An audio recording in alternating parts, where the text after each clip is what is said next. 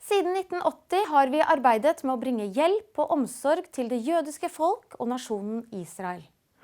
En side av arbeidet er å løfte frem Israels sak i de 80 nasjonene vi er representert. I 2011 inviterte vi professor i juss ved Harvard Law School, Alan Dershowitz, til Oslo Symposium. Den gang tilbød vi universitetene i Trondheim, Bergen og Oslo gratis forelesning med han. De takket alle nei. Likevel ble det fulle hus på universitetene med møter i regi av studentene selv. Alan Dershowitz er en slagferdig forsvarer av det eneste levende demokratiet i Midtøsten. Whenever I speak to audiences about the Middle East, sometimes audiences very hostile to Israel, I issue one challenge.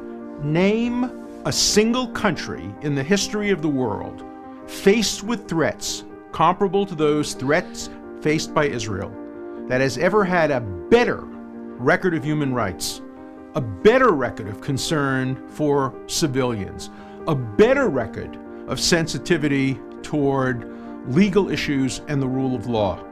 In 100 speeches in which I've issued that challenge, no one has ever come up with the name of a country that has a better record than Israel faced with comparable threats. Now, if that's true, how come there have been more resolutions condemning Israel at the United Nations, at the human rights councils, at various human rights organizations? Why have there been more resolutions directed against the best country than the worst countries?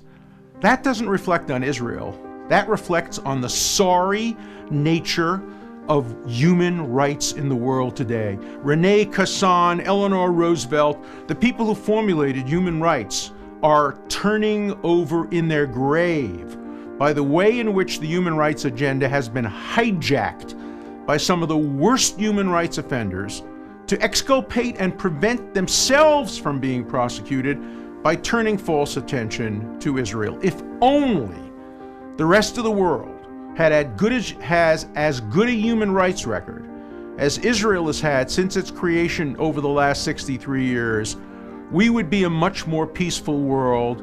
We would have less need for aggressive human rights organizations. In 1940s, we said never again. And the tragedy is what we've seen instead all over the world has been again and again and again. In Darfur, in Cambodia, in Rwanda, in the former Yugoslavia, again and again and again. And what has the world done? It's condemned Israel. Consider 1975.